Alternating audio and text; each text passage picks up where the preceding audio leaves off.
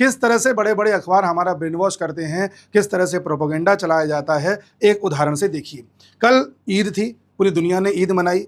अल जजीरा ने ट्वीट किया, ट्वीट करके अल जजीरा कहता है कि भारत की सरकार हर संभव प्रयास कर रही है कि पब्लिक में ईद न मन पाए, लोग इकट्ठे होकर के ईद न मना पाएं, इसलिए मोदी भारतीय जनता पार्टी लोगों को डरा रही है कि अगर मुसलमानों ने सड़क पर ईद करी तो हम दूसरे तरीके से भी समझाएंगे।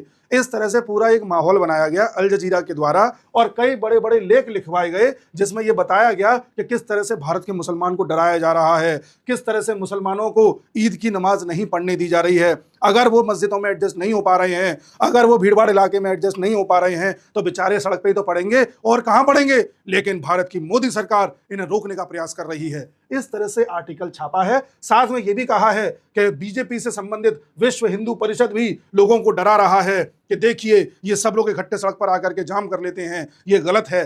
इस तरह से माहौल बनाया। आप समझ गए होंगे मैं कहना क्या चाह रहा हूं। अब ये अल जजीरा नाम का जो मीडिया हाउस है ये कतर का है, कतर का।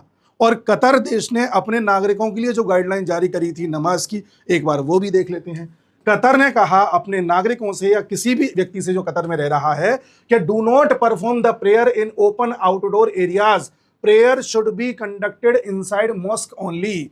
यानी कि बाहर खुले में नमाज अदा ना करें, सिर्फ और सिर्फ मस्जिद में करें। यानी कि तुम अपने देश में तो ये नियम ला रहे हो कि सड़क में मत करो, मस्जिद में ही करो।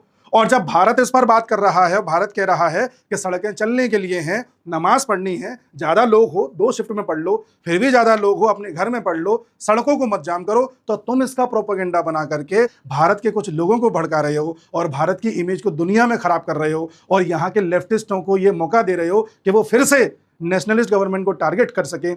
इस तरह से पूरा एक माहौल बनाया जाता है और आपके दिमाग में यह भरा जाता है कि देखो कैसे बीजेपी एंटी मुसलमान पार्टी है, जबकि बीजेपी वही कर रही है जो कतर कर रहा है, जो यूएई कर रहा है, जो सऊदी कर रहा है मुसलमानों के संदर्भ में। यहाँ कानून का राज ला रहे हैं, लेकिन ये उसको ऐसे दिखाएंगे कि मुसलमानों पर जुल्म हो रहा है।